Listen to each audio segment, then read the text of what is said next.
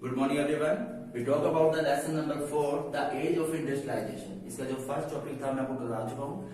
आज के second topic के बारे में बात करते हैं यहाँ पे। तो the second topic hand labour and steam powers, मतलब जो हाथ से काम करने वाले मजदूर थे उनकी पावर्स क्या थी, वो किस प्रकार से जो उनका समाज के अंदर रुतबा था उसके बारे में बात करेंगे। ठीक है। In Victorian Britain there was not the labour shortage. Britain के अंदर क्या था, जो लेबर्स जो थे, मजदूर जो थे, उनकी कोई कमी नहीं थी। तो ब्रिटेन वाले क्या करते थे, अपने हिसाब से जो मजदूर लोग थे उनको वेजेस देते थे। वेजेस मतलब जो तनख्वाह देते थे। अब आपको पता है कि जितना काम उनको चाहिए था उस हिसाब से लेबरिंग बहुत ज्यादा थी। तो वो क्या करते थे, जो लेबर हायर करते थे उनको अपने हिसाब से जो सैलरी प्रोवाइड करते थे, तो उनको कोई दिक्कत नहीं आती थी, क्योंकि लेबर की शॉर्टेज उनके पास बिल्कुल भी नहीं थी। And the second point, merchant and the industrials prefer for the women's labor rather than the investing for the costly machine. जब उनको पता था कि उनका पूरा का पूरा काम एक इजी मेथड से जो लेबरिंग के द्वारा चल रहा है, तो उन्हें कोई जरूरत महसूस नहीं हुई कभी भी इन्वेस्ट करने की। किसके ऊपर? कॉस्टली मशीन, भारी भरकम और महंगी मशीनों को खरीदने के लिए।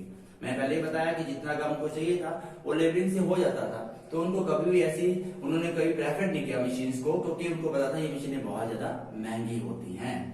तीसरा पॉइंट है many industries labour demand for the season. और बहुत सारी इंडस्ट्रीज ऐसी भी थी जहाँ पे जो लेबरिंग की जो डिमांड्स थी वो सीजनल होती थी। सीजनल मीन टू से कि जब उनको जरूरत महसूस हुई तो उनको हायर कर लेते थे। फॉर एग्जाम्पल क्रिसमस के दिनों में क्या होता था, दिसंबर के महीने में लास्ट में जब लेबरिंग का काम बहुत ज्यादा होता था तो लेबर को हायर कर लेते थे, और हायर करने के बाद जिस तरह से काम खत्म हुआ जो लेबरिंग को वो छोड़ देते थे। मतलब बहुत सारे लोग थे अनएम्प्लॉयड रहते थे, उनको काम नहीं मिलता था। ठीक है। जैसे and the fourth point, industries where the production fluctuated with the seasonal industry prefer the hand labor.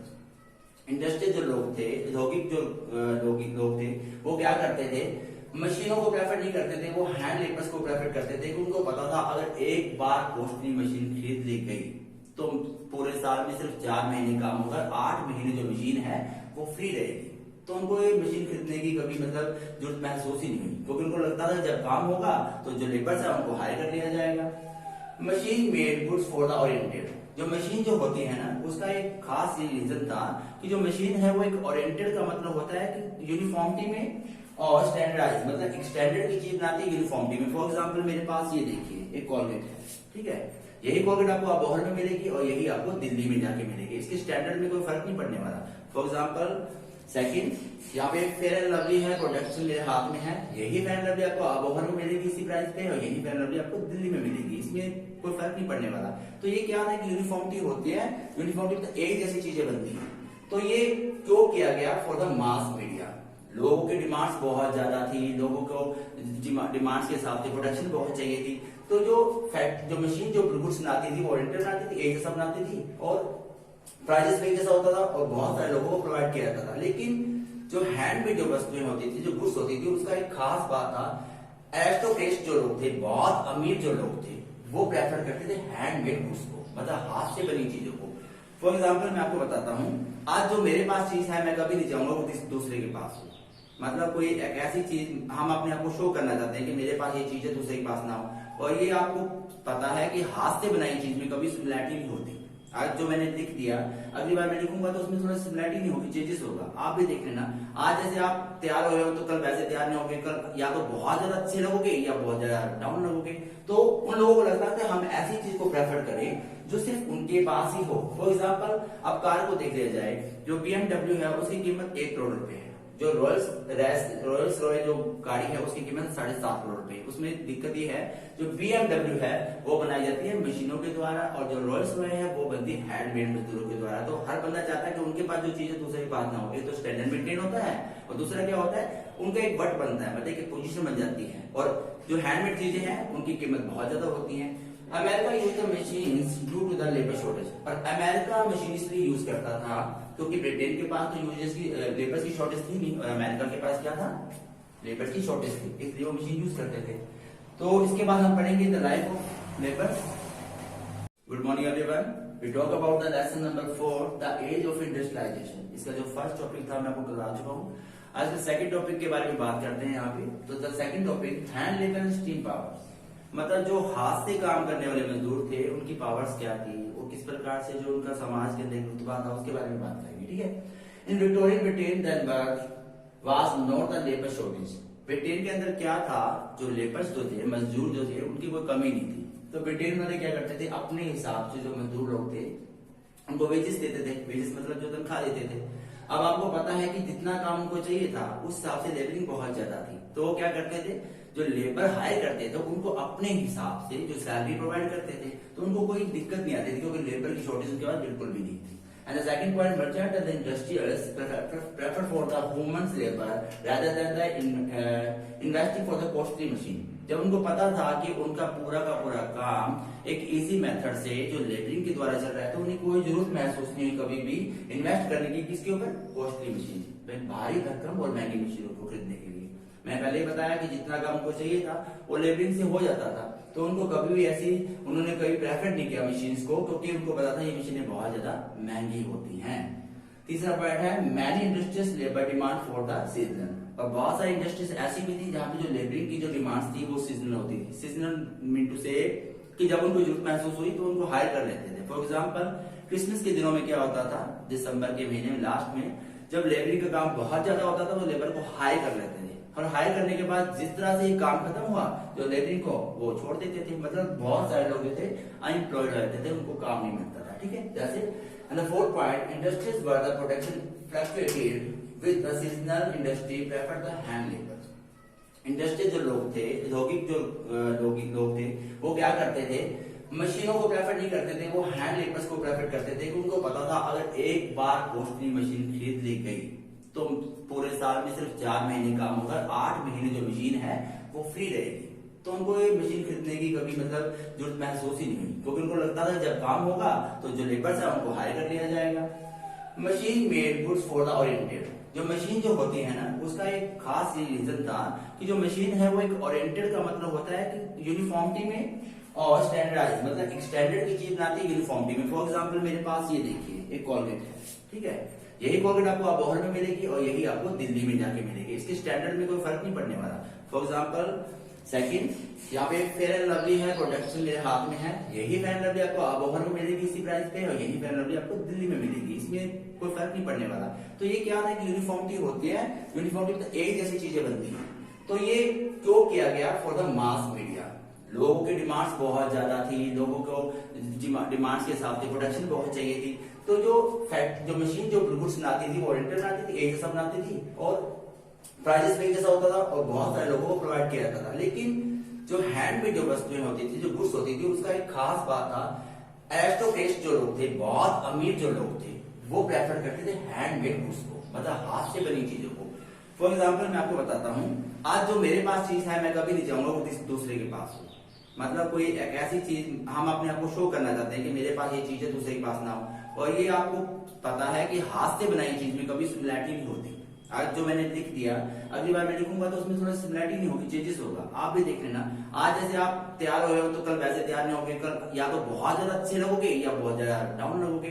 तो उन लोगों को लगता है कि हम ऐसी चीज को प्रेफर करें जो सिर्फ उनके पास ही हो। फॉर एग्जाम्पल अब कार को देख लिया जाए, जो BMW है उसकी कीमत 1 करोड़ रुपए है, जो रॉयल्स रॉय जो गाड़ी है उसकी कीमत 7.5 करोड़ रुपए। उसमें दिक्कत ये है, जो BMW है वो बनाई जाती है मशीनों के द्वारा, और जो रॉयल्स रॉय है वो बनती है हैंडमेड मजदूरों के द्वारा। तो हर बंदा चाहता है कि उनके पास जो चीज है दूसरे के पास ना हो। एक तो स्टैंडर्ड मेंटेन होता है, और दूसरा क्या होता है, उनका एक वट बनता है, मतलब एक पोजीशन बन जाती है। और जो हैंडमेड चीजें हैं उनकी कीमत बहुत ज्यादा होती है। America use the machines due to the labour shortage. और अमेरिका मशीन इसलिए यूज करता था क्योंकि ब्रिटेन के पास तो यूजर्स की लेबर की शॉर्टेज थी नहीं, और अमेरिका के पास क्या था, लेबर की शॉर्टेज थी, इसलिए वो मशीन यूज करते थे। तो इसके बाद हम पढ़ेंगे द लाइफ ऑफ लेबर। तो चलिए बात कर लेते हैं यहाँ पे लाइफ ऑफ वर्कर्स के बारे में, कि जो वर्कर की जो वर्कर्स थे उनकी लाइफ कैसी थी। Due to large number of the workers lives were affected.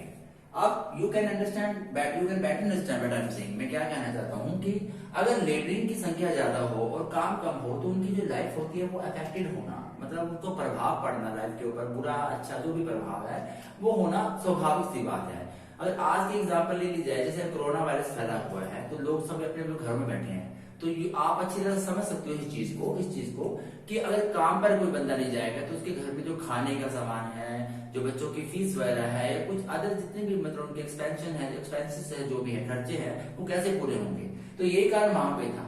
देखिए हमारे पास काम होने के बाद हम नहीं जा रहे तो हमें इतना इफेक्ट पड़ रहा है। जिन लोगों के पास काम है ही नहीं, काम होने के बाद हम नहीं जा रहे तो इफेक्ट पड़ रहा है। जिनके पास काम था नहीं तो उनकी लाइफ बताइए कितनी इफेक्ट होगी। तो ऐसा हो रहा था, उनकी जो लाइफ थी लेबर्स की, वर्कर्स की, बहुत बुरी थी। उसके बाद क्या था, more and more people the move to the cities in the search of the jobs. लोगों को लगा कि भाई सिटीज के अंदर बड़ी बड़ी इंडस्ट्रीज लग चुकी हैं, बड़े बड़े औद्योगिकरण हो चुके हैं, तो क्यों ना वहां पे हमें जॉब मिल जाएगी। तो बहुत सारे लोग माइग्रेट करके कहां से, कंट्री साइड से कहां पे चले गए, सिटीज में चले गए। किसकी तलाश में, जॉब्स की तलाश में। लेकिन वहां पर भी जाकर जो जॉब्स थी वो मिलना बहुत ज्यादा मुश्किल था। क्यों? Finding A job was not easily if you don't have the exciting family members और फ्रेंड्स। अगर आपका शहर में किसी प्रकार का कोई दोस्त नहीं है या फैमिली मेंबर्स नहीं है या उस कंपनी में काम नहीं करता है तो आपके लिए वहां पे जॉब मिलना बहुत ज्यादा मुश्किल था।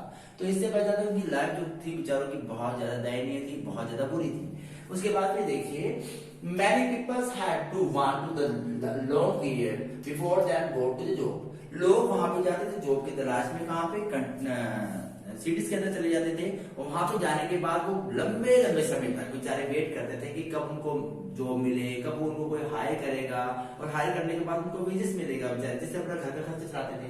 ये तो कुछ भी नहीं है। Such people spend night under the bridges and night shelter. लोग इतना लंबा लाइन जा करते थे जॉब्स के लिए कि वो बेचारे जो पुलिया होती है, पुलिया जैसे पुल बने होते हैं, ब्रिज बने होते हैं, उनके नीचे आराम करते थे, सो जाते थे और बहुत बहुत लंबे दिनों तक उनके नीचे गुजारा करते थे बेचारे।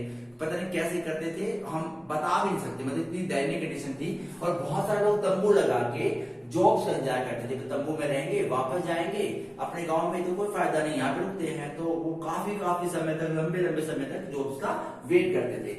Many jobs were the seasonal in nature's. मतलब क्या थी, कुछ जॉब्स क्या थी, वो सीजनल थी। सीजनल फॉर एग्जांपल मैं पहले ही बता चुका हूँ, जब लोगों की जरूरत महसूस होती थी तो लोगों को हायर कर लिया जाता था। लेकिन जब जो लोगों की जरूरत महसूस नहीं होती थी तो वे बेचारे क्या होता है, अनएम्प्लॉयड रहते थे, उनके पास काम नहीं होता था। तो जब उनके पास काम नहीं होता था तो उसके बाद क्या होता, कुछ जो वर्कर्स थे, after the busy season some return to the country side, some looked for the other job. अब कुछ लोग ऐसे होते थे जब काम खत्म हो गया तो उनको लगता था कि चलो भाई वापस चलते अपने गांव में जाके कोई ना कोई काम करें, काम है नहीं तो क्या करें। लेकिन कुछ लोग वापस नहीं लौटते थे, वहीं रुक जाते थे और नई जॉब तलाश करते थे। कोई ऐसी जॉब जो पूरे साल के लिए उन्हें अपना एम्प्लॉय रखे, ताकि उनको पूरे साल भर के लिए वेजेस मिलता रहे, जिससे चलते वह अपने घर का खर्चा चला सके, अपनी लाइफ को सर्वाइव कर सके। तो इससे हमें ये पता चलता है कि उनकी लाइफ कितनी ज्यादा कॉम्प्लिकेटेड थी, कितनी दयनीय थी। आगे हम पढ़ेंगे 19वीं सेंचुरी के बारे में। बात करते हैं 19वीं सेंचुरी की। जब 19वीं शताब्दी आई तो क्या हुआ, wages of labour were then increased but average daily income was determined by the number of days of workers. अब यहाँ पे क्या हुआ, 19वीं शताब्दी के आने पर जो लेबर्स की जो तनख्वाह थी, जो वेजेस था, उसमें थोड़ी राहत मिली और थोड़ा सा बढ़ा दिया गया, थोड़ा अच्छा वेजेस मिलना शुरू हो गया लोगों को। लेकिन वो भी उनके लिए काफी नहीं था। क्यों नहीं था? क्योंकि डेली जो इनकम जो उनकी होती थी उसको मतलब मल्टीप्लाई किया था कि वो पूरे साल में काम कितने दिन करेंगे, मतलब पूरे साल में जितने दिन काम करेंगे उसके साथ उनकी डेली की जो इनकम थी वो फिक्स की जाती थी। तो मतलब उनको रिलैक्सेशन में मिली कुछ खास नहीं। उसके बाद क्या हुआ, इन मिड 19वीं सेंचुरी, 19वीं शताब्दी के बीच में क्या हुआ, 10% अंडर पॉपुलेशन एक्सट्रीमली पुअर। 10% लोग ऐसे थे जो भैया बहुत ज्यादा गरीब थे, जिनके पास बेचारे को खाने को अनाज का दाना भी नहीं था। 10% लोग 19वीं शताब्दी के बीच की बात कर रहा हूँ। तो उसके बाद क्या हुआ, इकोनॉमिक डाउनफॉल भी आ गया। जैसे कि आर्थिक मंदी आती है, आज जैसे हम आर्थिक मंदी का सामना कर रहे हैं, हमसे ज्यादा बेटर कोई नहीं समझ सकता। तो सच्ची उस वक्त आर्थिक मंदी आई तो क्या हुआ, अनएम्प्लॉयमेंट रेट 35 to 75। जहां पे अनएम्प्लॉयमेंट 35 था ना, वहां से बढ़कर कितना हो गया, 75 हो गया। मतलब 75% लोग जो ऐसे थे जिनके पास काम वाम नहीं था। और जब काम नहीं होगा तो लोग भूखे मरेंगे। तो मान के चलिए कि पूरी पॉपुलेशन में 75% लोग ऐसे थे जो भूखे मर रहे थे, अनएम्प्लॉयमेंट हो गए थे बेचारे। किसके कारण? मशीनें आने के कारण। Worker fair for the unemployment. अब लोगों को डर लगना शुरू हो गया था वर्कर्स को कि भाई मशीनें आ गई, हम तो अनएम्प्लॉय होकर बैठ गए। तो उन्होंने क्या किया, made the oppose the new techniques. उन्होंने कहा अरे भैया नई टेक्निक्स बंद करो, पुरानी टेक्निक्स को रखो, हैंडमेड चीजों का यूज करो ताकि हमें भी काम मिले, हम अपनी जिंदगी को सर्वाइव कर सकें। एग्जाम्पल के तौर पे स्पिनिंग जेनी, एक मशीन थी। स्पिनिंग जेनी से होता है कि वूलन निकालते हैं उससे और वूलन की कोई चीज बनती है, जैसे कि चरखा काट के कॉटन बनाई जाती है। तो औरतें ये सारा काम घर से करती थी चरखे के द्वारा। लेकिन स्पिनिंग जेनी जब मशीन आया तो औरतों को लगा भैया हमारा धंधा तो ठप कर दिया गया, अब हम क्या करेंगे, खाएंगे क्या। तो उन्होंने क्या किया, इस मशीन का बहिष्कार किया, मतलब इसके ऑपोजिट खड़े हो गए, इस मशीन को अपनाने से मना कर दिया। 1840 की बात की जाए, अगर 1840 की बात की जाए तो building activities intensified in the city, open opportunity for the employment. 1840 के अंदर जो बिल्डिंग स्ट्रक्चर का जो काम था वो शुरू हो गया, मतलब बिल्डिंग से बननी शुरू होगी बड़ी बड़ी। तो जो लोग अनएम्प्लॉयमेंट थे उनको एम्प्लॉयमेंट मिलना शुरू हो गया धीरे धीरे। तो यहाँ पे अगर कुछ राहत उनको मिली, मतलब लोगों को काम मिलना, अपॉर्चुनिटी मिलना शुरू हो गया, ठीक है। और देखा गया कि 1840 में क्या हुआ, the number of workers employed in the transport industry double in 1840। 1840 के अंदर जो नंबरिंग थी ना वर्कर्स की वो डबल हो गई, कहां पे, ट्रांसपोर्ट के अंदर। तो यही था हमारा टॉपिक नंबर 2। और कल जो शुरू करेंगे हम topic number 3, industrialization colonies in India, कि इंडिया के अंदर जो इंडस्ट्रियलाइजेशन कॉलोनी थी उनकी क्या कंडीशन थी। इसी के साथ मैं आपसे उम्मीद करता हूं कि आपको मेरी वीडियो बहुत पसंद आई होगी। इसे ध्यान से सुनिएगा। बाय।